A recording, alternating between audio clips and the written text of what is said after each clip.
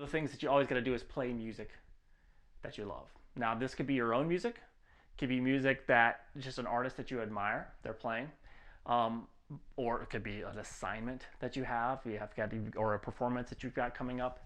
But play music because that's what keeps you motivated.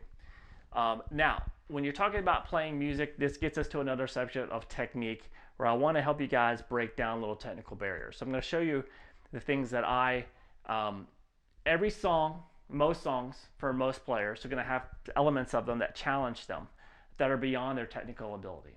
Hopefully it's not a huge, it's not 90% of the song, because then maybe you need to ramp it back a bit and go, all right, I can't play that yet. But if there's a little section of a song that's beyond your ability, but the rest you can play, that's probably a good song for you to learn.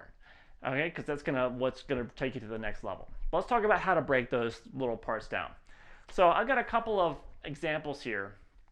You guys have probably seen my speed burst videos, which I still to this day, they're the best things to learn. But there's different ways of approaching speed burst.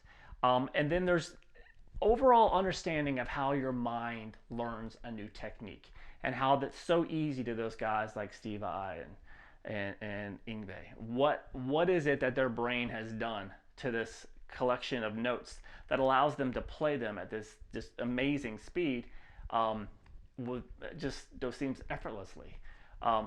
So the way it works is this: when you learn a new technique, your brain assimilates those notes. So if I was going to do this technique, I actually just did a Premium Plus lesson with a student, and I talked to her about this.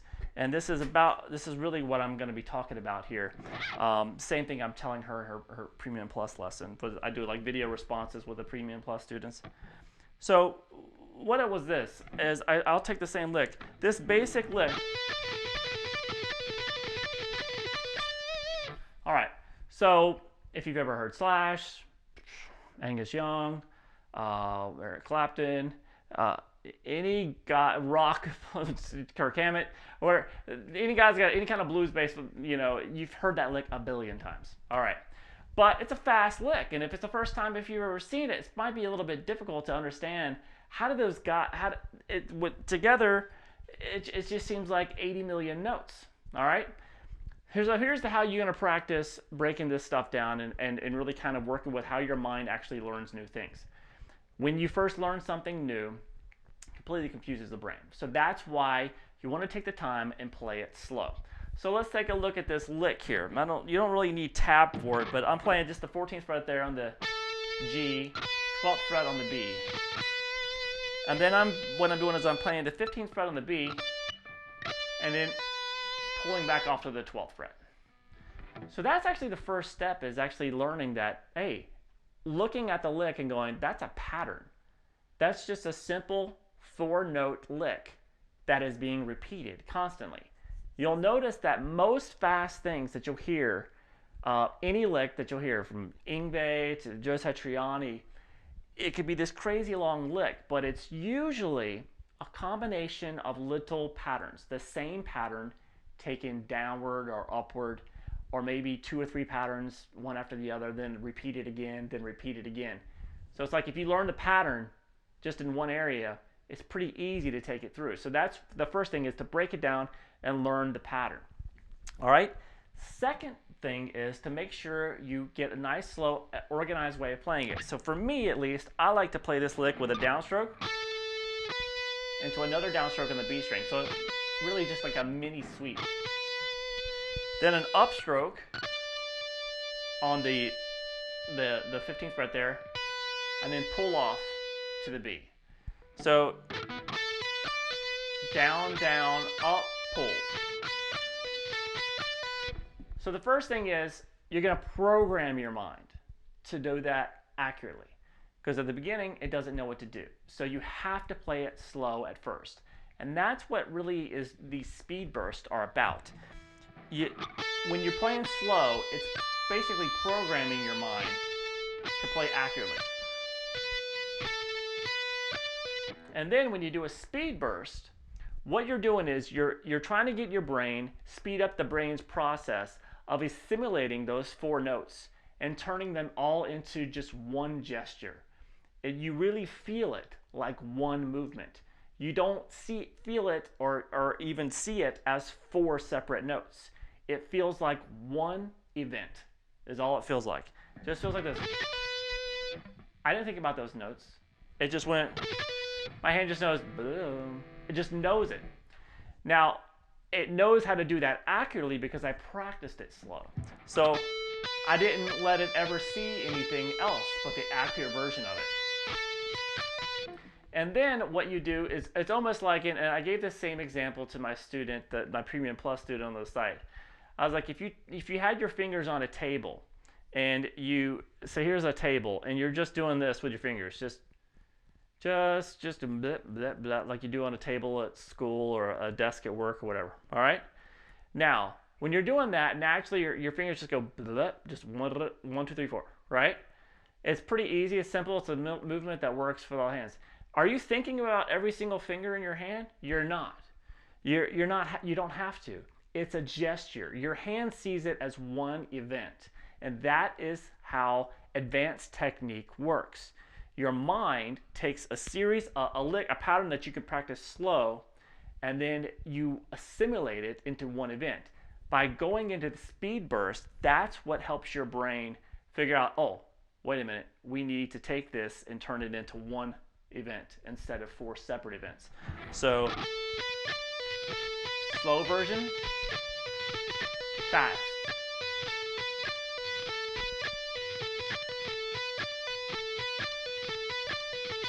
And when you're doing that speed burst, the idea is not to tense up.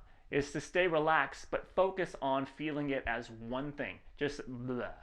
Like you can't, you'll know it when you feel it, but you assimilate it. So when somebody starts doing this,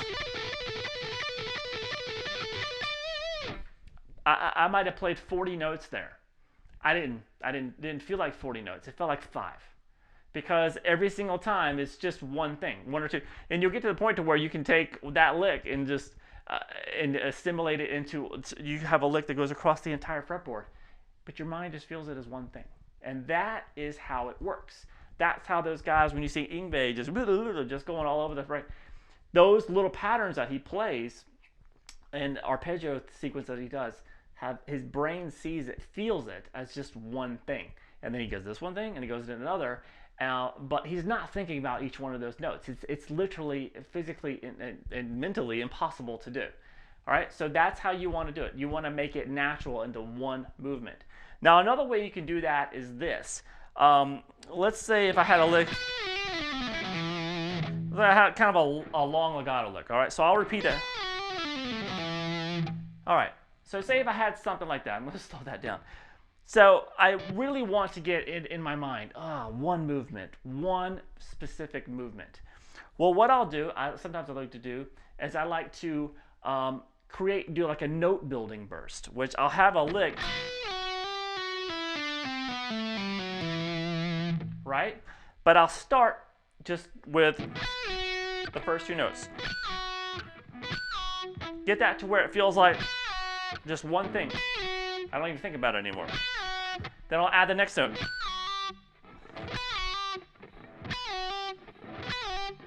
Until so it feels like nothing. Then I'll go the next note there. Now every time, what that does is it allows you to focus on the new note. And then the notes that you did before, you practiced before, have been assimilated into like just one motion. So now I'm focusing on the new note.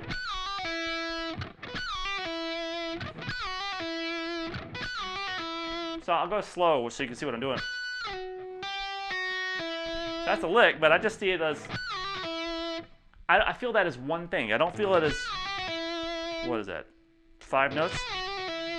And then you add the next note.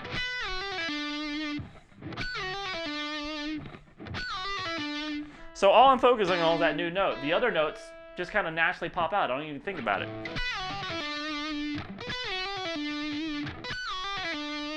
Add the next note.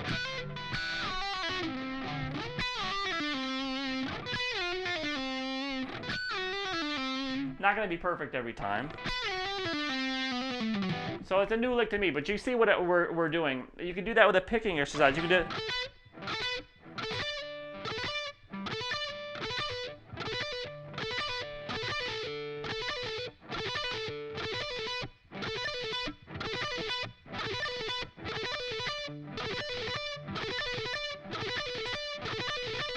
You know, so it's that picking like we did earlier, but adding a new note every time and then going through it again. So now it's 2 times through.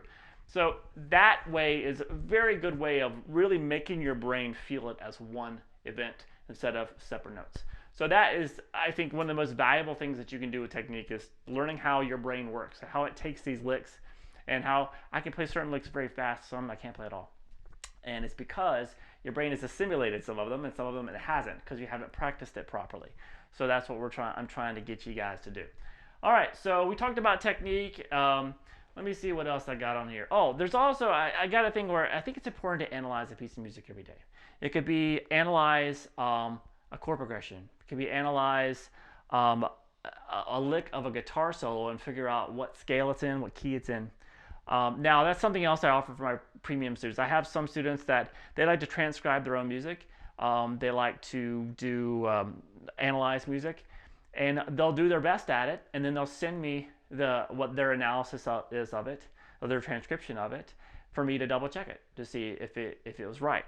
So that's a service. But regardless if you're working with me and that my premium as a premium student or whatever, doing that, just a little bit of music every day, it's going to help you understand how music works. You don't have to sit down and analyze music for 5 hours a day, but just it gives you this sense of accomplishment. If you did like the beginning first lick of Stairway to Heaven solo, and then figured out, oh, okay, it's A minor pentatonic, you know, it'll give you a kind of a sense of accomplishment. Like, this is not created, you know how this stuff is done, and it kind of takes the mystery away, and you get better and better at it to where anything you see, you know what it is, you know where it came from. So it's I think it's very valuable, even if you just did it for 5 minutes at the very end of your practice session.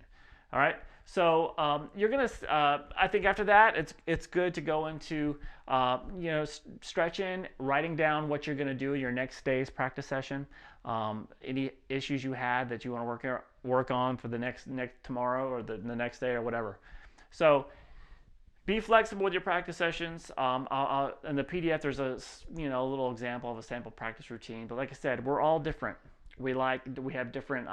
If I'm working on new music, I'll focus on that, and then I won't transcribe as much or something. So it's just really, you've got to be flexible and creative and know and figure this out, how your mind wants to do it, and how you stay motivated, and then you really will reach your full potential, I think. So anyway, I'm gonna quit talking here. If you guys are my premium students or whatever, of course I will help you figure out your own customized practice sessions if that's something that you want me to do. I'm happy to do that, and it's pretty easy when you start working with somebody to figure out where they need to go next. All right, anyway, I hope this guys help you a little bit. I know it's a lot of talking, but hopefully some of these concepts will help you kind of formulate your practice routine into a more cohesive way that you can get more out of it, and it'll keep you motivated and keep you playing to the best of your ability. All right, I'll see you again soon.